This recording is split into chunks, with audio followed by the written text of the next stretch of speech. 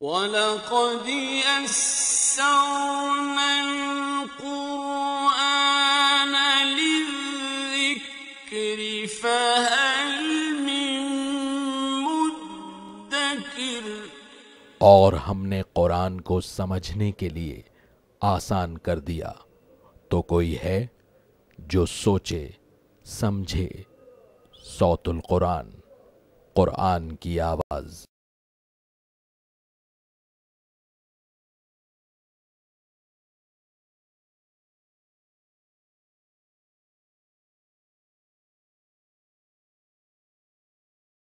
نحمده ونصلي على رسوله الكريم اما بعد فاعوذ بالله من الشيطان الرجيم بسم الله الرحمن الرحيم لا خير في كثير من نجواهم الا من امر بصدقة او معروف او اصلاح بين الناس ومن يفعل ذلك ابتغاء مرضات الله فسوف نؤتيه اجرا عظيما صدق الله العظيم۔ سورہ النساء آیت نمبر 114 سے ہم اپنا مطالعہ شروع کر رہے ہیں۔ اب منافقین کی ایک روش کا بیان کیا جا رہا ہے۔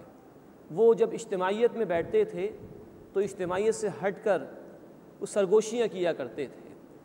اب اجتماعی زندگی ہو، لوگ جماعت میں جڑے ہوئے ہوں اور کچھ لوگ علیحدہ بیٹھ کر گفتگو کر رہے ہوں تو ایک نفسیاتی منفی تاثر لوگوں پر قائم ہو جاتا ہے کہ نہ جانے کیا باتیں کر رہے ہیں، نہ جانے کیا دوسروں سے الگ ہو کے سازشیں کر رہے ہیں، تو اس پر انہیں منع کیا گیا اور کہا گیا کہ یہ تنہائی میں بیٹھ کے سرگوشیاں کی جاتی ہیں، یہ درست نہیں ہے۔ ہاں سرگوشی کرنی ہو، تنہائی میں کسی سے گفتگو کرنی ہو تو وہ 3 باتوں کے لیے تو ہو سکتی ہے جس کا یہاں پر ذکر کیا گیا۔ فرمایا کہ لا خیر فی کثیر من نجواہم، ان کے اکثر مشوروں میں، سرگوشیوں میں کوئی بھلائی نہیں ہے، الا من امر بصدقۃ، مگر یہ کہ جو صدقے کا حکم دے، او معروف، یا اچھی بات کا حکم دے، او اصلاح بین الناس، یا لوگوں کے درمیان اصلاح کرانے کا حکم دے۔ یعنی کہ تنہائی میں کسی سے بات کرنی ہے تو صدقہ خیرات کی کسی کو ترغیب کر دو، کسی کو نیکی کی دعوت دے دو۔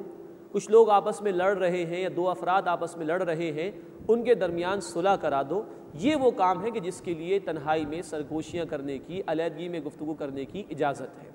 مزید نوٹ فرمائیے کہ اسی ضمن میں کوئی اصلاحی منصوبہ ہے، کسی بھائی کی مدد کرنے کے لیے کسی کو موٹیویٹ کرنا ہے، یہ وہ چیزیں ہیں کہ جس کے لیے تنہائی میں ہمیں لوگوں کو سمجھانا چاہیے۔ اسی طرح ہم نے کسی میں کوئی برائی دیکھی، ہم چاہتے ہیں کہ بھائی ہمارا برائی چھوڑ دے، تو لوگوں کے سامنے اصلاح نہیں کرنی چاہیے، تنہائی میں اس کو سمجھانے کی کوشش کرنی چاہیے۔ یا محسوس کریں کہ یہ فلاں نیک عمل ہے، اس شخص میں نہیں ہے، اس میں آ جانا چاہیے، تو علیحدگی میں سمجھانا چاہیے۔ یہ اصلاح کا بہترین طریقہ ہے۔ اور تیسری بات فرمائی اصلاح بین الناس، لوگوں کے درمیان صلح کرا دینا۔ ہمارا دین امن کا دین ہے، سلامتی کا دین ہے۔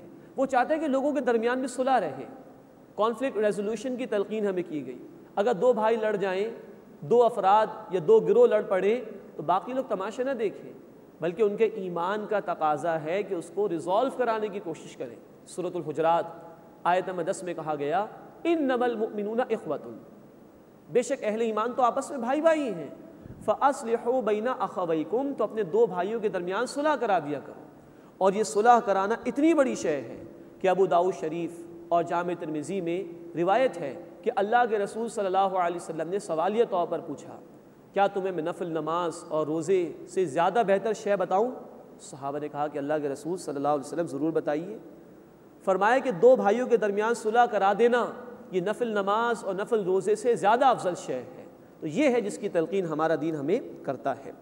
فرمایا وَمَن يَفْعَلْ ذَلِكَ ابْتِغَاءَ مَرْضَاتِ اللَّهِ، اور جو کوئی یہ کام کرے گا، تنہائی میں لوگوں کو صدقہ خیرات کی تلقین کرے، نیکی کا حکم دے، لوگوں کے درمیان صلح کرا دے، فرمایا وَمَن يَفْعَلْ ذَلِكَ ابْتِغَاءَ مَرْضَاتِ اللَّهِ، جو یہ کام کرے گا اللہ کی رضا حاصل کرنے کے لیے، فَسَوْفَ نُؤْتِيهِ أَجْرًا عَظِيمًا، ہم ان قریب اسے بڑا ثواب عطا فرمائیں گے۔ وَمَن يُشَاقِقِ الرَّسُولَ مِن بَعْدِ مَا تَبَيَّنَ لَهُ الْهُدَىٰ، اور جو کوئی اس کے بعد رسول صلی اللہ علیہ وسلم کی مخالفت کرے جبکہ اس پر ہدایت واضح ہو گئی ہے، وَيَتَّبِعْ غَيْرَ سَبِيلِ الْمُؤْمِنِينَ، اور ایمان لانے والوں کے راستے کے خلاف چلے گا، نُوَلِّهِ مَا تَوَلَّىٰ، ہم اسی کی طرف اسے پھیر دیں گے جو راستہ اس نے اختیار کیا، وَنُصْلِهِ جَهَنَّمَ، اور ہم اسے جہنم میں داخل کریں گے، وَسَاءَتْ مَصِيرًا، اور وہ پلٹنے کے اعتبار سے بہت بری جگہ ہے۔ اللہم اجرنا من النار، اے اللہ ہمیں آگ کے عذاب سے محفوظ فرما۔ یہاں دو باتیں نوٹ کرنے کی ہیں۔ نمبر ایک، جو رسول اللہ صلی اللہ علیہ وسلم کی مخالفت کرے گا حق آ جانے کے بعد، فرمایا اس کو جہنم میں ڈالا جائے گا۔ جس منافق کا واقعہ بیان ہو رہا تھا گزشتہ آیات میں، جس نے الزام تراشی کرتے ہوئے ایک یہودی پر الزام لگا دیا تھا، واقعات میں مفسرین نے نقل کیا ہے کہ بعد میں وہ مشرکین سے جا ملا، گویا اسلام کو اس شخص نے ترک کر دیا، تو ایسے شخص کے متعلق کہا جا رہا ہے کہ اس کا ٹھکانہ جہنم ہوگا۔ مزید فرمایا کہ وَيَتَّبِعُ غَيْرَ سَبِيلِ الْمُؤْمِنِينَ، مسلمانوں کے راستے کے خلاف کوئی راستہ اختیار کرے گا۔ اس سے مفسرین نے مراد لی ہے کہ یہ امت کے اجماع کے حوالے سے گفتگو ہو رہی ہے۔ جس بات پر امت کا اجماع، یعنی امت کے علماء و فقہا متفق ہو جائیں کسی رائے پر، تو جس بات پر امت کا اجماع ہو جائے تو اب جو اس اجماع کے خلاف عمل کرے گا، یہ آیت بتا رہی ہے کہ اس کا ٹھکانہ بھی جہنم ہے۔ اور یہ بات بھی یاد رہے، جامع ترمذی کی حدیث ہے، اللہ کے رسول صلی اللہ علیہ وسلم نے فرمایا کہ اللہ تعالیٰ میری امت کو کبھی بھی گمراہی پر اکٹھا نہیں فرمائے گا۔ یعنی کوئی اجماع ایسا نہیں ہو سکتا امت کے علماء کا جو اللہ کی نافرمانی پر یا گمراہی پر مبنی ہو، تو اجماع ہمارے دین میں حجت ہے، اور جو اس کے علاوہ کوئی راستہ اختیار کرے گا اس کے متعلق فرمایا کہ وہ جہنم میں ڈالا جائے گا، وساءت مصیرا، اور وہ جہنم پلٹنے کے اعتبار سے بہت برا ٹھکانہ ہے۔ اس کے بعد ایک مرتبہ پھر شرک کے حوالے سے گفتگو آ رہی ہے۔ آیت نمبر 48 میں اسی سورہ مبارکہ میں ہم نے پڑھا تھا کہ شرک ناقابل معافی جرم ہے، وہی بات دوبارہ یہاں پر دہرائی جا رہی ہے۔ ان اللہ لا یغفر ان یشرک بہ، بے شک اللہ تعالیٰ اس کو تو معاف نہیں فرمائے گا کہ اس کے ساتھ کسی کو شریک کیا جائے، وَيَغْفِرُ مَا دُونَ ذَلِكَ لِمَن يَشَاءُ، اور اس کے سوا جس کو چاہے گا معاف فرما دے گا۔ بقیہ گناہوں کے لیے امکان ہے، اللہ چاہے تو بغیر توبہ کے بھی معاف فرما دے، اس لیے کہ سچی توبہ سے تو شرک بھی معاف ہو جائے گا، لیکن یہ اتنا گھناؤنا جرم ہے کہ بغیر توبہ کے معاف نہیں ہو سکتا۔ وَمَن يُشْرِكْ بِاللَّهِ، اور جو اللہ کے ساتھ کسی کو شریک ٹھہرائے گا، فقط ضل ضلالا بعیدا، وہ بہت دور کی گمراہی میں جا پڑے گا۔ اللہ شرک سے ہماری حفاظت فرمائے۔ سورہ النساء کی آیت نمبر 48 میں عرض کیا جا چکا ہے، مخلوق میں سے کسی کو اوپر لے جا کے اللہ کے برابر کر دینا، یا معاذ اللہ اللہ کے مقام بلند سے اس کو نیچے لا کر کسی مخلوق کے جیسا سمجھ لینا، شرک ہے۔ اللہ کی ذات میں شرک، اللہ کی صفات میں شرک، اور اللہ کے حقوق میں شرک، یہ تین بڑی بڑی اقسام شرک۔ اللہ ان سب سے ہمیں بچنے کی توفیق عطا فرمائے۔ عملی اعتبار سے نوٹ فرمائیے، بعض چیزیں ہیں جو شرک کے مساوی ہیں۔ قرآن ہمیں بتاتا ہے، سورہ الفرقان آیت نمبر 43 اور سورۃ الجاثیہ آیت نمبر 23 میں، ارأیت من اتخذ الہہ ہواہ، کیا تم نے اس شخص کو دیکھا جس نے اپنی خواہش نفس کو الہ یعنی معبود بنا لیا ہے؟ یہ ہمارے کلمے میں لفظ استعمال ہوا ہے، لا الہ الا اللہ، اللہ کے سوا کوئی معبود نہیں، لیکن انسان نفس کی اس طرح پرستش کرتا ہے، پیروی کرتا ہے کہ اللہ کا حکم نیچے رہ جاتا ہے، نفس کی بات اوپر چلی جاتی ہے۔ شرک ہے، کیونکہ نفس اوپر ہو گیا اور اللہ کا حکم نیچے رہ گیا۔ اسی طرح کبھی مال معبود بن جاتا ہے، بخاری شریف کی حدیث ہے، اللہ کے رسول صلی اللہ علیہ وسلم نے فرمایا، تعیس عبد الدینار وعبد الدرہم، ہلاک ہو گیا درہم کا بندہ اور دینار کا بندہ۔ بندہ بننا چاہیے تھا اللہ کا، سب سے بڑھ کر محبت اللہ کی ہونی چاہیے تھی، سب سے بڑھ کر محنت اللہ کے لیے ہونی چاہیے تھی، لیکن مال کی محبت اللہ کی محبت سے بڑھ گئی، محنتیں اب صرف مال کے لیے ہو رہی ہیں، تو یہ مال معبود ہے، اللہ معبود نہیں۔ اللہ اس سے ہماری حفاظت فرمائے۔ اسی طرح ایمان والوں کی محبت سب سے بڑھ کر اللہ کے لیے ہوتی ہے۔ سورہ البقرہ آیت نمبر 165، والذین آمنوا اشد حبا للہ، اور جو لوگ ایمان لائے ان کی شدید ترین محبت اللہ کے لیے ہوتی ہے۔ لیکن اگر یہ محبت کسی اور کے لیے ہو جائے، کسی اور کی محبت اللہ کی محبت کے برابر ہو جائے، اور اللہ معاف کرے، اب تو بات یہ ہے کہ محبتیں اللہ کی محبت سے بڑھ رہی ہیں، وہ محنت جو اللہ کے لیے اس کے دین کے لیے ہونی چاہیے تھی، وہ دنیا کے مال و اسباب کے لیے، دنیا کی لذات کے لیے وہ محنتیں ہو رہی ہیں، تو یہ مال بھی محبت بن جاتا ہے۔ پھر یہ آسائشوں کی محبت، یہ دنیا کی محبت، پھر یہ مال بھی شرک کی طرف لے جاتا ہے۔ یہ دنیا کی محبت بھی شرک کی طرف انسان کو لے جاتی ہے، اللہ اس سے ہمیں محفوظ فرمائے۔ اسی طرح اگر اللہ کے قانون کے مقابلے میں کسی اور کا قانون مانا جا رہا ہے، یہ بھی شرک کی ایک روش ہے، اسی کے حکم کا اختیار اللہ کے لیے ہے۔ سورۃ الانعام آیت نمبر 57، سورہ یوسف آیت نمبر 40، سورہ یوسف آیت نمبر 67، اللہ نے فرمایا ان الحکم الا للہ، حکم کا اختیار فقط اللہ کے لیے ہے، سروری زیبا فقط الذات بے ہمتا کو ہے، حکمراں کوئی باقی بتان آزری، اتھارٹی اللہ کے اختیار میں ہے، حکم اللہ کے لیے ہے، اختیار اللہ کا ہے۔ اگر اللہ کے حکم کے مقابلے میں کسی اور کا حکم مانا جا رہا ہے تو گویا اللہ کو ہم نے نیچے کر دیا، شرک۔ اللہ فرماتے ہیں سورۃ المائدہ آیت نمبر 44، سورۃ المائدہ آیت نمبر 45 اور سورۃ المائدہ آیت نمبر 47 میں من لم يحكم بما انزل الله فاولئك هم الكافرون من لم يحكم بما انزل الله فاولئك هم الظالمون من لم يحكم بما انزل الله فاولئك هم الفاسقون، جو اللہ کے نازل کردہ کلام کے مطابق فیصلے نہیں کرتے عملی اعتبار سے وہی تو کافر ہیں، وہی تو ظالم یعنی مشرک ہیں۔ سب سے بڑا ظلم شرک ہے۔ سورہ لقمان آیت نمبر 13 ان الشرک لظلم عظیم، شرک سب سے بڑا ظلم ہے، تو فرمایا وہی مشرک ہیں یعنی ظالم ہیں جو اللہ کے احکامات کے مطابق فیصلے نہیں کرتے، اور فرمایا وہی فاسق ہیں جو اللہ کے احکامات کے مطابق فیصلے نہیں کرتے۔ یہ وسیع تر مفہوم ہمارے سامنے شرک کا رہنا چاہیے، کہیں نفس کی پرستش، کہیں مال کی محبت، کہیں اللہ کے قانون کے مقابلے میں کسی اور قانون کو ترجیح دے دینا، اللہ کی طرف سے آئی ہوئی ہدایت کے مقابلے میں کسی اور ازم کو، کسی اور فلسفے کو، کسی اور نظریے کو اوپر کر دینا، یہ بھی شرک ہے۔ اللہ اس سے ہماری حفاظت فرمائے، اللہ ہمیں توحید پر کاربند فرمائے، سب سے بڑھ کر اپنی محبت عطا فرمائے، سب سے بڑھ کر اپنی اطاعت کی توفیق عطا فرمائے، اور شرک کے ہر پہلو سے اللہ تعالی ہماری حفاظت فرمائے۔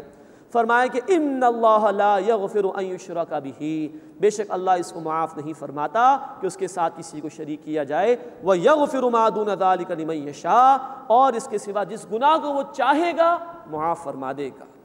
ومن یشرک باللہ، اور جو اللہ کے ساتھ کسی کو شریک ٹھہرائے، فقد ضل ضلالا بعیدا، تو وہ بہت دور کی گمراہی میں پڑ گئے۔ اب مشرکین کا کچھ ذکر آ رہا ہے۔ ان یدعون من دونہ الا اناثا، وہ تو اللہ کے سوا صرف عورتوں کو ہی پکارتے ہیں، ان کی دیویاں تھیں، لات، منات، عزا، یہ سارے فیمیل نیمز ہیں، یہ مؤنث نام ہیں۔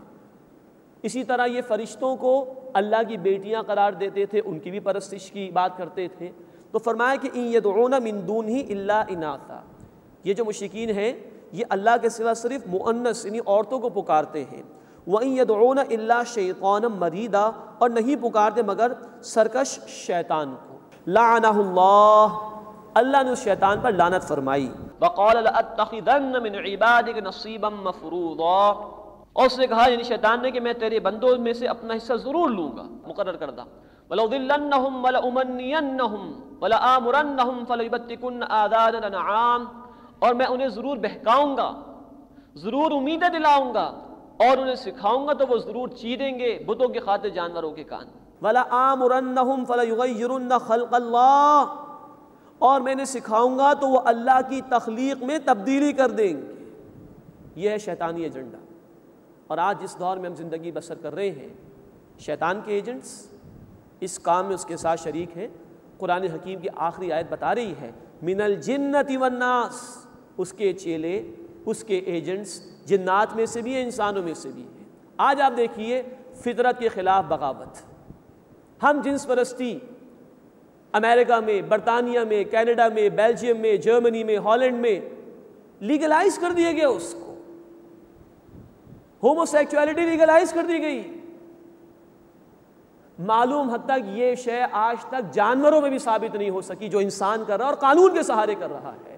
یہ ہے فطرت کے خلاف بغاوت۔ اسی طرح فیملی پلاننگ اللہ کی تخلیق ہے، اللہ نے پیدا فرمایا ہے، اللہ ہی رزق عطا فرمائے گا، اس کا وعدہ ہے۔ سورہ ہود آیت نمبر 6 ما من دابۃ فی الارض الا علی اللہ رزقها، زمین پر کوئی جاندار نہیں جس کی رزق کی ذمہ داری اللہ پر نہ ہو۔ لیکن آج فیملی پلاننگ کے منصوبے بیان کر کے لوگوں کو اللہ کے خلاف گویا بغاوت پر اکسایا جا رہا ہے، اور ایسے نعرے دیے جا رہے ہیں، ہم دو ہمارے بچے دو، ایک کے بعد ابھی نہیں، دو کے بعد کبھی نہیں، یہ نعرے دیے جا رہے ہیں۔ یہ گویا کہ اللہ کی جو منصوبہ بندی ہے انسانیت کے تسلسل کے لیے، اس کے خلاف بغاوت ہے۔ اسی طرح ایک سے زائد نکاح کی اسلام نے اجازت دی، اس پر لوگ اعتراض کرتے ہیں۔ عدل کی شرط کے ساتھ 2 نکاح، 3 نکاح، 4 نکاح کا ذکر سورۃ النساء کی آیت نمبر 3 میں آیا۔ انسانیت آج اعتراض کر رہی ہے اس پر، لیکن مغرب میں نکاح کی کوئی پابندی نہیں رہی، جس طرح چاہو Jio, live as you wish، جس طرح چاہو زندگی بسر کرو، اس میں کوئی اعتراض نہیں کسی۔ ناجائز بچوں کی کثرت ہے۔ امریکہ کے پریزیڈنٹ صاحب نے کہہ دیا ان قریب ہماری قوم کی عظیم اکثریت جو ہے وہ ناجائز بچوں پر مشتمل ہوگی۔ یہ چیز ایکسیپٹیبل ہے، اور عفت اور پاکیزگی کے ساتھ اگر ہمارے دین نے، اسلام نے، اللہ رب العزت نے 2 یا 3 نکاحوں کی اجازت دی ہے، 4 نکاحوں کی اجازت دی، اس پر لوگ جو ہے وہ اعتراض کرتے ہیں۔ غور فرمائیے، یہ ہے شیطانی ایجنڈا۔ شیطانی کاموں میں خوب خرچ کرو، بے حیائی کے کاموں میں، فحاشی کے کاموں کے اندر، یہ اس راستے پر تو لگا دیا گیا، لیکن اللہ کا دین ہے، اس کے تقاضے ہیں، اس کے راستے میں خرچ کرنے کے لیے تیار نہیں۔ اسی طرح عورت کے لیے اس کا اصل دائرہ کار گھر مقرر کیا گیا۔ قرآن ہمیں کہتا ہے سورۃ الاحزاب آیت نمبر 33 میں وَقَرْنَ فِي بُيُوتِكُنَّ، عورتوں سے کہا گیا اپنے گھروں میں ٹک کر رہو۔ یہی فطری ان کا نظام ہے جو اللہ نے مقرر فرمایا، عورت کو مامتا دی ہے، گھر کا نظام چلانے کی صلاحیت عورت کو دی گئی ہے، نہ کہ مرد کو، اس کا دائرہ کار گھر تھا، لیکن آج عورت کو کھلونا بنا کر پیش کر دیا گیا ہے، اس کو برابری کے نعروں کے ذریعے لایا گیا اور اس کو ظلم کا اور بربریت کا نشانہ بنایا گیا۔ یہی وجہ ہے کہ رشیا کے سابق صدر گورباچوف کو کہنا پڑا اب ہمیں ایک ایسی تحریک چلانی چاہیے کہ وہ عورت جس کو ہم نے باہر لا کر کاروباری زندگی میں کھڑا کر دیا، اس کو دوبارہ اس کے اصل مقام گھر تک پہنچا دیا جائے۔ یہ ہے شیطانی ایجنڈے سارے جو آج پائے تکمیل کو پہنچ رہے ہیں۔ اللہ ہمیں توفیق عطا فرمائے، ہم رحمان کو ماننے والے ہیں، اللہ ہمیں اپنے احکامات کو مانتے ہوئے اس پر عمل کرنے کی توفیق عطا فرمائے اور شیطانی ایجنڈے کو ناکام بنانے کی توفیق عطا فرمائے۔ فرمایا وَلَآمُرَنَّهُمْ فَلَيُغَيِّرُنَّ خَلْقَ اللَّهِ، اور میں انہیں حکم دوں گا، انہیں سکھاؤں گا تو وہ اللہ کی تخلیق میں تبدیلی کریں گے۔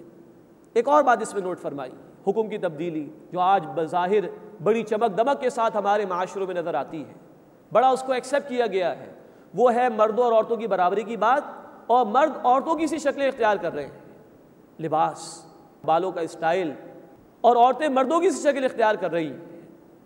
اللہ کے رسول صلی اللہ علیہ وسلم نے فرمایا بخاری شریف کی حدیث میں، اللہ نے لعنت فرمائی، رسول اللہ بھی لعنت فرما رہے ہیں ان پر، وہ مرد کے جو عورتوں کی شکل و صورت اختیار کر رہے ہیں، اور ان عورتوں پر جو مردوں کی شکل و صورت اختیار کر رہے ہیں۔ عورت سے اس کی نسوانیت چھین لی گئی، اس کے اصل حسن کو برباد کر دیا گیا ہے جب اس کو برابری کا نعرہ دے کر باہر لایا گیا، اور مرد جو وہ عورتوں کی سی شکل و صورت اختیار کر رہے ہیں، یہ فطرت کے خلاف بغاوت ہے، شیطانی ایجنڈا ہے۔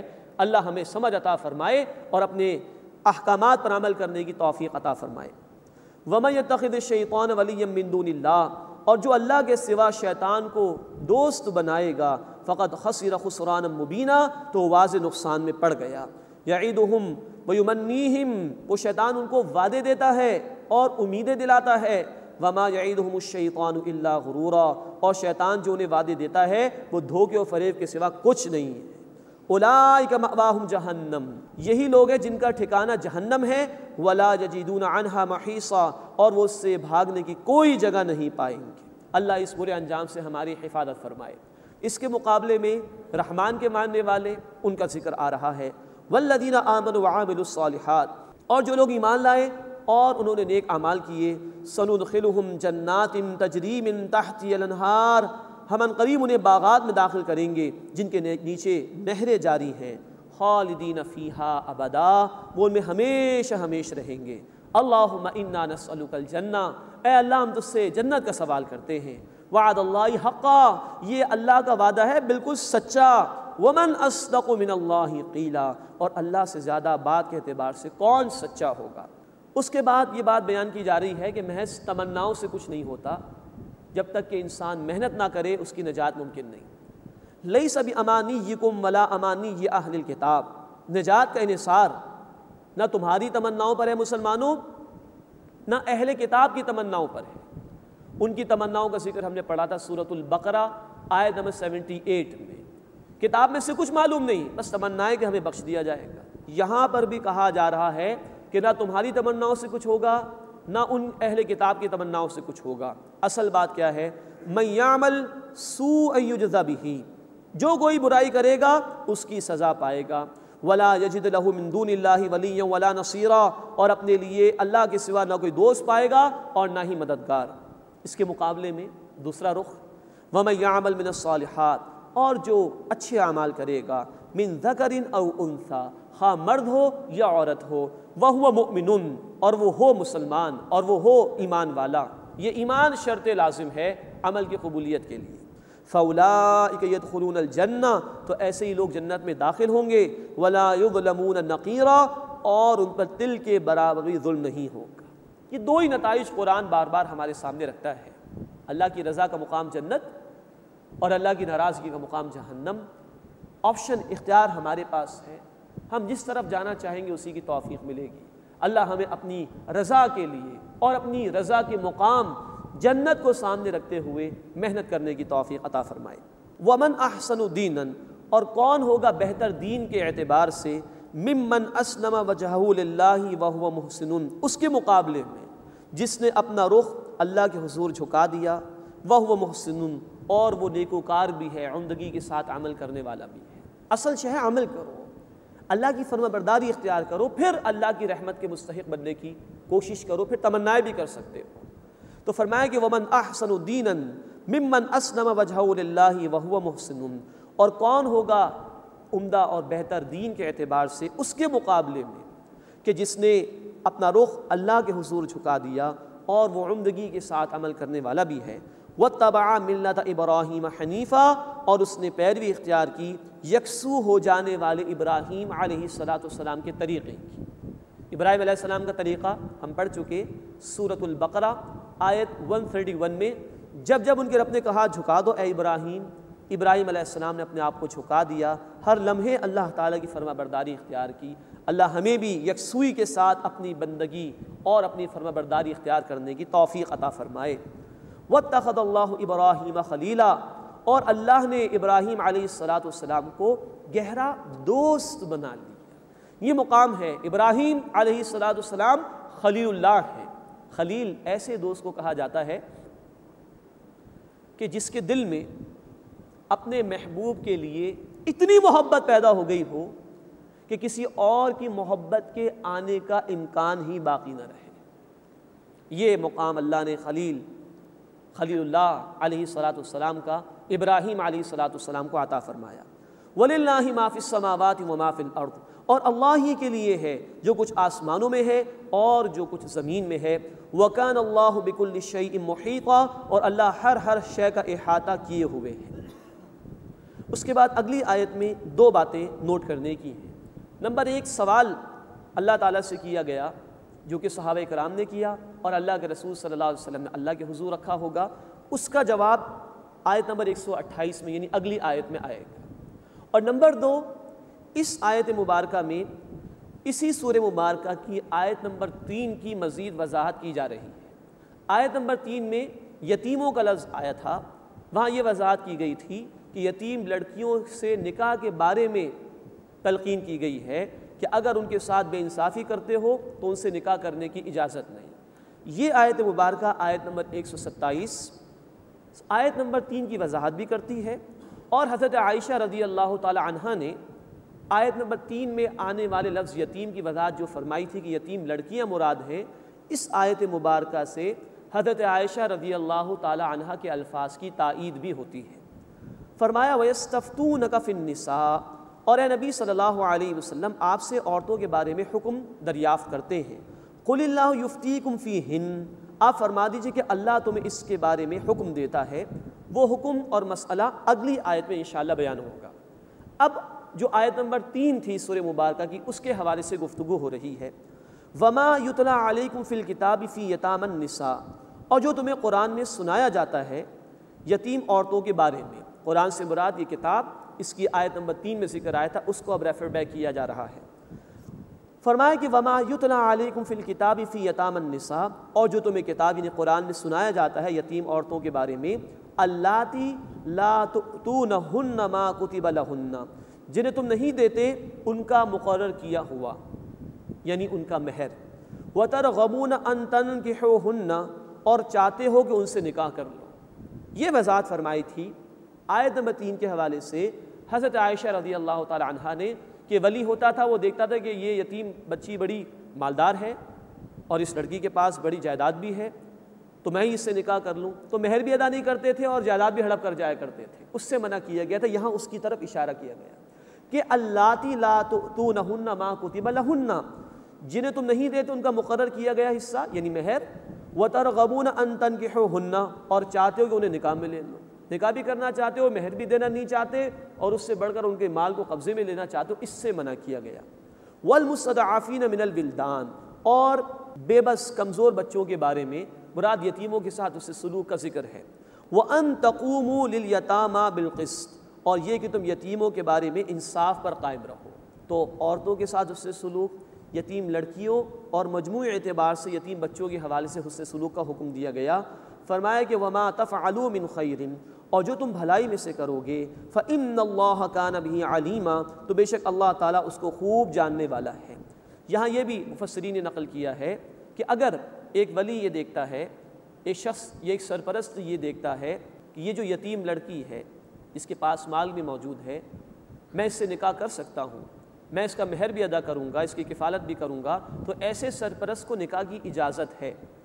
ظاہری بات ہے کہ ایک لڑکی اپنی خاندان یا اپنی کسی رشتہ دار کے یہاں ہو تو وہ زیادہ سیف ہوگی بنسبت اس کے کہ اس کو کسی غیر کے حوالے کیا جائے، تو اس کی اجازت ہے کہ ایک سرپرست اگر انصاف کرے گا اور یتیم لڑکی کا مال ہڑپ نہیں کرے گا اور اس کی کفالت کی ذمہ داری ادا کرے گا، اس کو تو نکاح کرنے کی اجازت ہے۔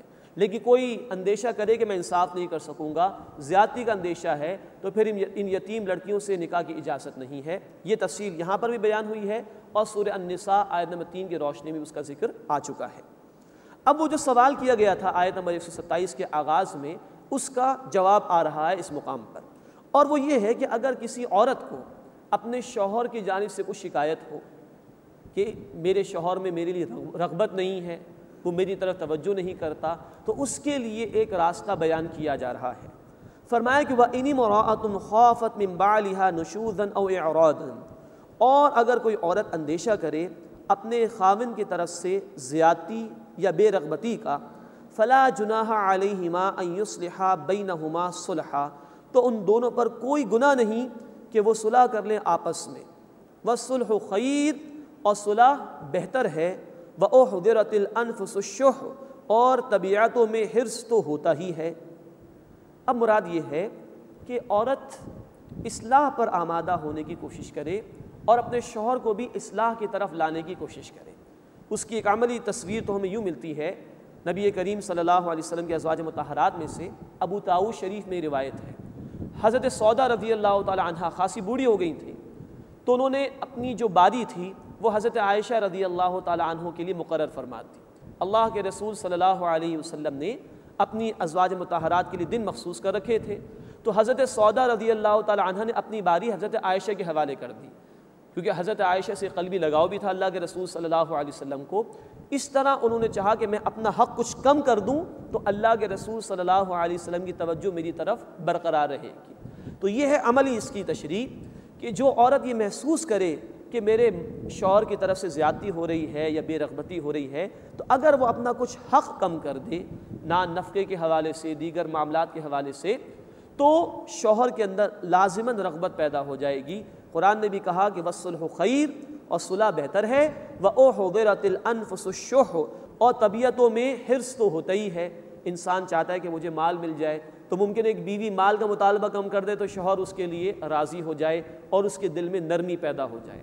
یا کبھی ہو سکتا ہے کہ عورت بیمار ہے انتہائی، یا وہ بانجھ ہو چکی ہے تو رغبت کم ہوگی مرد کے اندر، تو ایسے حالات میں عورت اگر اپنے حقوق کچھ کم کر دے تو اللہ کی کتاب کہہ رہی ہے کہ مرد کے دل میں نرمی پیدا ہو جائے گی۔ یہ زیادہ بہتر ہے بنسبت اس کے کہ شوہر اس کو طلاق دے کے فارغ کر دے.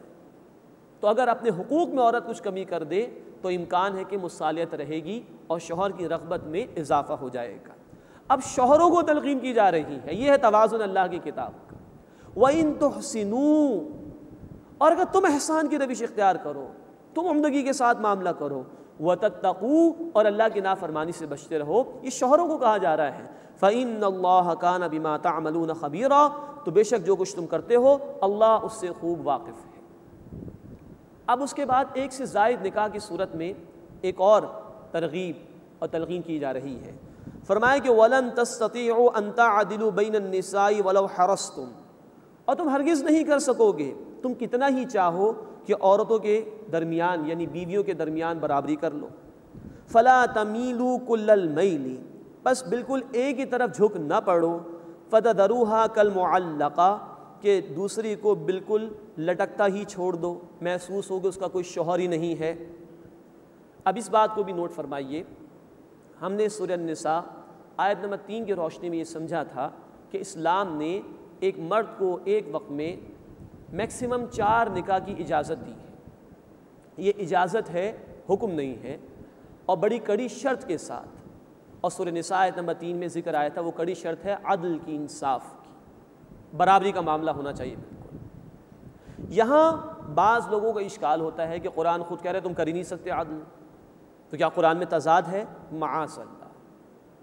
اسی سورۃ النساء آیت نمبر 82 میں ہم پڑھ چکے، اگر یہ کلام اللہ کے سوا کسی اور کی طرف سے ہوتا تو کثیر اختلاف ہوتا. اللہ کی طرف سے ہے ذالک الکتاب لا ریب فیہ، اس دعوے کے ساتھ ہے کہ اس میں کوئی شک نہیں ہے، کوئی اختلاف نہیں. سورہ نساء آیت نمبر 3 میں جو بات ہو رہی وہ پریکٹیکل ہے کہ جہاں تک مادی معاملات ہیں، اخراجات، لباس، کھانا پینا، یہ انسان کے اختیار میں ہے، اس میں بالکل برابری ہونی چاہیے. لیکن ایک ہے کہ کسی عورت کی طرف قلب کا زیادہ مائل ہونا، اس کی کفایت شعاری کی وجہ سے، اس کی اور کسی خوبی کی وجہ سے، یہ انسان کے اختیار میں نہیں ہے. یہی وجہ ہے کہ اللہ کے رسول صلی اللہ علیہ وسلم یہ فرماتے تھے کہ یا اللہ برابری تو میں کر رہا ہوں لیکن قلبی میلان عائشہ کی طرف زیادہ ہے رضی اللہ تعالی عنہا. اور یہ کون ہے خاتون رضی اللہ تعالی عنہا؟ ازواج مطہرات میں سے سب سے زیادہ احادیث حضرت عائشہ رضی اللہ تعالی عنہا نے روایت فرمائی، 2000 سے زائد احادیث. تو یہ بھی تو کچھ خوبیاں تھیں ان میں رضی اللہ تعالی عنہا. تو آیت نمبر 129 میں جو بات ہو رہی ہے کہ تم سے نہیں ہو سکے گا، یہ قلبی میلان کے اعتبار سے، وہ غیر اختیاری ہے. تو غیر اختیاری چیز پر پکڑ نہیں ہے. سورہ نساء آیت نمبر 3 میں اختیاری چیزوں کے متعلق گفتگو ہو رہی ہے، اخراجات، لباس، غذا، کفالت، یہ برابری ہونی چاہیے. اور یہاں دوسری بات بیان کی جا رہی ہے کہ قلبی میلان جو کہ غیر اختیاری چیز ہے اس پر تو تمہارے اختیار نہیں ہے، لیکن اس کا قطعاً یہ مطلب نہیں کہ ایک پر اتنی توجہ ہو جائے کہ دوسری کو بالکل لٹکتا چھوڑ دو کہ لوگ دیکھیں تو پتہ چلے اس کا کوئی شوہر ہی نہیں ہے. ایسی بے انصافی نہ کرو. مزید نوٹ فرمائیے، اس زمین پر آسمان کے نیچے قرآن وہ واحد کتاب ہے جس نے پابندی لگائی ہے کہ 4 سے زیادہ نکاح نہیں کر سکتے. پچھلی کتابوں میں اور دیگر مذاہب میں آزادی، جتنے چاہو نکاح کرو. یہ واحد کتاب ہے دنیا کی جس نے 4 کی پابندی لگائی میکسیمم ایٹ اے ٹائم. اور نمبر 2 واحد کتاب ہے جس نے عدل یعنی انصاف کی شرط کے ساتھ، کڑی شرط کے ساتھ دوسرے نکاح کی اجازت دی ہے، ادروائز نہیں. پھر سورہ نساء 3 میں کہا گیا کہ اگر انصاف نہیں کر سکتے تو ایک پر اکتفا کرو. یہ ہے توازن اللہ کی کتاب کا. اللہ ہمیں ان آیات پر یقین عطا فرمائے اور عمل کی توفیق عطا فرمائے. وَإِن تُصْلِحُوا، اب پھر شوہروں کو کہا جا رہا ہے اور اگر تم اصلاح کرو، وَتَتَّقُوا، اور تقوی کی روش اختیار کیے رکھو یعنی اللہ کی نافرمانی سے بچتے رہو، فَإِنَّ اللَّهَ كَانَ غَفُورًا رَحِيمًا، تو بے شک اللہ تعالیٰ بہت بخشنے والا، مسلسل رحم فرمانے والا ہے. اس کے بعد قرآن طلاق کے حوالے سے گفتگو کر رہا ہے. تمام تر ہدایات دی گئیں. سورہ النساء میں ہم کچھ پڑھ رہے ہیں، سورہ البقرہ میں کچھ اس کا ذکر آ چکا ہے، لیکن ان ہدایات پر عمل درآمد ہو گیا، بات بن نہیں رہی، پوائنٹ آف نو ریٹرن آ گیا، تو طلاق کی اجازت ہے. فرمایا وَإِن يَتَفَرَّقَا، اور اگر وہ دونوں جدا ہو جائیں، يُغْنِ اللَّهُ كُلًّا مِّن سَعَتِهِ، تو اللہ ہر ایک کو اپنی کشائش سے، اپنی عطا سے بے نیاز کر دے گا. طلاق ہمارے دین میں ناپسندیدہ ہے، حرام نہیں ہے، مزاج نہیں بن سکتا. تو ٹھیک ہے ختم کرو. اللہ ہر ایک کا ولی ہے, کارساز ہے, وہ کوئی بہتر صورت پیدا فرما دے گا. یہ دین فطرت ہے, اس میں یہ لوگوں کے جذبات اور احساس کا خیال رکھا گیا. تو اگر وہ دونوں جدا ہو جائیں تو اللہ تعالیٰ اپنی کشائش سے, اللہ تعالیٰ اپنی عنایات سے, اپنی عطا سے ان کو بے نیاز کر دے گا. وَكَانَ اللَّهُ وَاسِعًا حَكِيمًا, اور اللہ بہت ہی وسعت والا اور حکمت والا ہے. اس کے بعد بڑی جلالی آیات ہے اس مقام پر, شان بے نیازی کا انداز ہے جو اللہ نے اختیار کیا. وَلِلَّهِ مَا فِي السَّمَاوَاتِ وَمَا فِي الْأَرْضِ, اور اللہ ہی کے لیے جو کچھ آسمانوں اور زمین میں ہے. وَلَقَدْ وَصَّيْنَا الَّذِينَ أُوتُوا الْكِتَابَ مِنْ قَبْلِكُمْ وَإِيَّاكُمْ, اور ہم نے تاکید کر دی ہے ان لوگوں کو جنہیں تم سے پہلے کتاب عطا کی گئی, اور تمہیں بھی, ان اتقوا اللہ, کہ اللہ کا تقوی اختیار کرو, اللہ کی نافرمانی سے بچو. دیکھیے جہاں بھی خاندانی نظام پر گفتگو ہوئی ہے, گھریلو زندگی پر بات ہو رہی ہے, اکثر جھگڑے گھروں میں ہی ہوتے ہیں, بار بار ہو جاتے ہیں. بار بار قرآن نے کہا اتقوا اللہ, اتقوا اللہ, اللہ کی نافرمانی سے بچو. کیونکہ اگر اللہ کا خوف پیش نظر ہو تو گاڑی صحیح چلتی رہے گی, اور یہ نہ ہو تو پھر جھگڑے بھی ہوں گے اور قانون کو بھی مذاق بنا لیا جائے گا. وَإِن تَكْفُرُوا, اور اگر تم انکار کرو, کفر کرو, فَإِنَّ لِلَّهِ مَا فِي السَّمَاوَاتِ وَمَا فِي الْأَرْضِ, تو اللہ ہی کے لیے ہے جو کچھ آسمانوں میں ہے اور جو کچھ زمین میں ہے. وَكَانَ اللَّهُ غَنِيًّا حَمِيدًا, اور اللہ بے نیاز ہے, تمام کے تمام خوبیاں اسی کے لیے. یہ اللہ کی شان بے نیاز. تم اگر مان لو اللہ کے احکامات کو تمہارا بھلا ہے, نہ مانو اللہ کا کوئی نقصان نہیں ہو سکتا. اللہ کے رسول صلی اللہ علیہ وسلم کی حدیث ہے مسلم شریف میں, اور حدیث قدسی ہے. اللہ فرماتے ہیں, اے لوگوں, تمہارے اول و آخر, تمہارے جنات اور انسان سب کے سب سے بڑھ کر متقی انسان کی طرح ہو جائیں تو اس سے اللہ کی شان میں کوئی اضافہ نہیں ہوگا. اور تمہارے تمام کے تمام اول و آخر جنات اور انسان سب سے زیادہ گناہگار انسان کی طرح ہو جائیں, اللہ کی شان میں کوئی کمی واقع نہیں ہو سکتی. اللہ بے نیاز ہے. ضرورت ہماری ہے کہ ہم اس کی فرما برداری اختیار کریں اور جھکے اس کے سامنے, اسی میں ہمارا بھلا ہے. وَلِلَّهِ مَا فِي السَّمَاوَاتِ وَمَا فِي الْأَرْضِ, اور اللہ ہی کے لیے ہے جو کچھ آسمانوں میں ہے اور جو کچھ زمین میں ہے. وَكَفَى بِاللَّهِ وَكِيلًا, اور اللہ کافی ہے بطور کارساز کے. إِن يَشَأْ يُذْهِبْكُمْ أَيُّهَا النَّاسُ, اگر اللہ چاہے تو اے لوگوں تمہیں لے جائے گا. وَيَأْتِ بِآخَرِينَ, اور دوسروں کو لے آئے. اللہ تمہارا محتاج نہیں, اللہ کو تمہاری حاجت نہیں, تمہیں اللہ کی حاجت ہے. تو اگر تم نافرمانی کرو گے اللہ کسی اور کو لے آئے گا. لیکن تم سوچو پھر تم کیا جواب دو گے, تو آؤ عمل کر لو. إِن يَشَأْ يُذْهِبْكُمْ أَيُّهَا النَّاسُ وَيَأْتِ بِآخَرِينَ, اگر اللہ چاہے تو تمہیں لے جائے اے لوگوں اور تمہاری جگہ دوسروں کو لے آئے. وَكَانَ اللَّهُ عَلَى ذَلِكَ قَدِيرًا, اور اللہ اس بات پر قادر ہے. مَنْ كَانَ يُرِيدُ ثَوَابَ الدُّنْيَا, جو کوئی دنیا کا بدلہ چاہتا ہے, فَعِندَ اللَّهِ ثَوَابُ الدُّنْيَا وَالْآخِرَةِ, تو اللہ کے پاس دنیا کا بدلہ بھی ہے اور آخرت کا بدلہ بھی ہے. Now you decide yourself, تم خود فیصلہ کرو, تمہیں دنیا کا عارضی نفع چاہیے یا آخرت کا ہمیشہ کا نفع چاہیے. وَكَانَ اللَّهُ سَمِيعًا بَصِيرًا, اور اللہ تعالیٰ خوب سننے والا, خوب دیکھنے والا ہے. اس کے بعد قرآن حکیم کی ایک بہت جامع آیت آ رہی ہے جس میں عدل کا حکم دیا گیا ہے. دیکھیے اللہ العدل ہے, اس نے اس کائنات کو عدل یعنی توازن پر قائم فرمایا.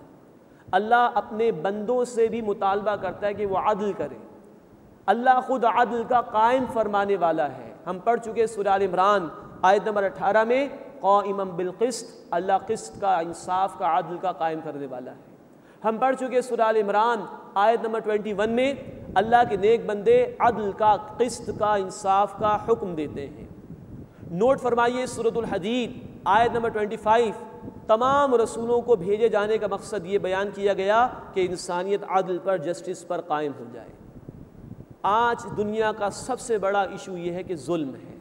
سیاسی سطح پر جبر, معاشی سطح پر اکنامک امبیلنس, انجسٹس ہے, ظلم ہے, بے انصاف ہے. نبی کریم صلی اللہ علیہ وسلم کی امت کو یہ حکم دیا گیا کہ اب تم کھڑے ہو جاؤ اور اس قسط کو, اس جسٹس کے نظام کو قائم کرنے کی کوشش کرو. یہ حکم ہے جو ہمیں دیا جا رہا ہے. فرمایا یا ایھا الذین آمنوا, اے وہ لوگوں جو ایمان لائے ہو, کونوا قوامین بالقسط شہداء للہ, کھڑے ہو جاؤ انصاف کے قائم کرنے والے ہوتے ہوئے اللہ کے لیے گواہی دینے والے بن کر۔ اللہ نے تمہیں اس کام کے لیے چنا ہے، اب تم منصب امامت پر فائز ہو۔ سورہ البقرہ آیت 143 کی روشنی میں ہم نے سمجھا تمہیں انسانیت تک اللہ کا پیغام پہنچانا ہے، اور صرف پہنچانا نہیں، عدل کے نظام کو قائم کر کے دکھانا ہے۔ تو کھڑے ہو جاؤ انصاف کو قائم کرنے والے ہوتے ہوئے، شہداء للہ، اللہ کے لیے گواہی دینے والے بن کر۔ مزید نوٹ فرمائیے، یہ موضوع اہم ہے، چنانچہ سورۃ المائدہ آیت نمبر 8 میں یہی بات دوبارہ دہرائی گئی ہے کہ کھڑے ہو جاؤ قوامین للہ، اللہ کے لیے قائم کرنے والے بن کر کھڑے ہو جاؤ، شہداء بالقسط، قسط یعنی انصاف کی گواہی دینے والے ہوتے ہوئے۔ الفاظ کا ذرا سا فرق ہے، یہی بات سورہ مائدہ آیت نمبر 8 میں دہرائی گئی ہے۔ یہ ہے اس امت کی ذمہ داری۔ اسلام انقلابی سوچ دیتا ہے، یہ صرف ایک ریلیجن یا مذہب نہیں ہے کہ جو ذاتی زندگی کے لیے کچھ نیکیاں بیان کر دے، یہ صرف موڈز آف ورشپ یا عبادات دینے کے لیے نہیں آیا، it's a whole package, it's a complete code of life. یہ انسانیت کو ظلم سے نجات دلانے کے لیے آیا ہے، اور اس ظلم سے نجات دلانے کے لیے جسٹ آرڈر پرووائڈڈ بائی اللہ سبحانہ و تعالیٰ، اس کا قائم کیا جانا ضروری ہے۔ اس عادلانہ نظام کو قائم کرنا اس امت کی ذمہ داری ہے۔ اللہ کے رسول صلی اللہ علیہ وسلم ہمارے لیے اسوہ حسنہ ہے۔ سورۃ الاحزاب آیت نمبر 21 اللہ نے فرمایا کہ تمہارے لیے رسول اللہ صلی اللہ علیہ وسلم کی زندگی میں بہترین نمونہ موجود ہے۔ ان کی زندگی اسی کام میں لگی، طائف کی گلیوں میں لہو لہان ہوئے اسی کام کے لیے، احد کے میدان میں خون بہا اسی کام کے لیے، 259 صحابہ کی جانیں گئیں اسی کام کے لیے۔ آج یہ کام ہمارے کاندھوں پر ہے، اللہ ہمیں اس کی توفیق عطا فرمائے۔ وَلَوْ عَلَىٰ أَنفُسِكُمْ أَوِ الْوَالِدَيْنِ وَالْأَقْرَبِينَ، چاہے یہ گواہی تمہارے اپنے خلاف ہی کیوں نہ جائے یا ماں باپ اور رشتہ داروں کے خلاف کیوں نہ جائے۔ اب گواہی یہ بھی ہے کہ انسان نے کوئی جرم کر لیا، اس اعتبار سے بھی گواہی، اور گواہی کی انتہا اللہ کے نظام کو قائم کرنے کی گواہی۔ تو بسا اوقات ہوتا ہے کہ انسان نے جرم کیا، اعتراف کرنا مشکل ہے، فرمایا اپنے خلاف بھی جا رہی ہے بات تو گواہی دو، ماں باپ کے خلاف بھی، رشتہ داروں کے خلاف بھی جا رہی ہے تو بھی گواہی دو، کوئی عصبیت رکاوٹ نہ بن جائے حق کی گواہی میں۔ ان یکن غنیا او فقیرا، چاہے کوئی مالدار ہو یا فقیر ہو۔ مالدار آدمی کی فیور کر لی، گواہی نہیں دی، جائز نہیں۔ ایک آدمی غریب ہے، اس نے جرم کر لیا، اب گواہی دوں گا تو اس کا نقصان ہو جائے گا، نہیں۔ فاللہ اولا بہما، اللہ ان کا سب سے بڑھ کر خیر خواہ ہے۔ گواہی حق کی دو، چاہے اپنے خلاف جائے، والدین کے خلاف جائے، رشتہ داروں کے خلاف جائے، امیر یا غریب کے خلاف جائے، گواہی حق کی دینی ہے۔ اللہ سب سے بڑھ کر سب لوگوں کا خیر خواہ ہے، اس کا حکم ہے گواہی دو۔ فلا تتبعوا الهوى ان تعدلوا، بس خواہش نفس کی پیروی نہ کرو انصاف کرنے میں، ایسا نہ ہو کہ نفس کی پرستش میں حق کی گواہی دینے سے رک جاؤ اور باطل کی طرف چلے جاؤ۔ وَإِن تَلْوُوا أَوْ تُعْرِضُوا، اور اگر تم زبان دباؤ گے اور لگی لپٹی بات کہو گے، چھپاؤ گے، اعراض کرو گے حق کی گواہی سے، فَإِنَّ اللَّهَ كَانَ بِمَا تَعْمَلُونَ خَبِيرًا، تو بے شک اللہ اس سے خوب واقف ہے جو کچھ تم کرتے ہو۔ لوگوں سے چھپا لو گے، غلط بیانی کر لو گے یا دین کی گواہی پیش نہیں کرو گے، اللہ سے نہیں چھپا سکتے۔ اللہ واقف ہے، اللہ کے حضور پیشی دینی ہے، وہاں ذاتی اور کاروباری معاملات اور دیگر معاملات کے حوالے سے بھی پوچھ گچھ ہوگی، اور سب سے بڑی گواہی اللہ کے دین کی، اس کے حوالے سے بھی پوچھ گچھ ہوگی۔ اللہ ہمیں اپنے حبیب صلی اللہ علیہ وسلم کی پیروی کرتے ہوئے دین حق کی گواہی دینے کی توفیق عطا فرمائے، اپنے قول سے بھی، اپنے ذاتی کردار سے بھی حق کی گواہی دینے کی توفیق عطا فرمائے، اور اجتماعی جد و جہد کر کے اللہ اپنے دین کو قائم کر کے انسانیت کے سامنے اس کی گواہی پیش کرنے کی توفیق عطا فرمائے۔ آمین یا رب العالمین، وآخر دعوانا ان الحمد للہ رب العالمین۔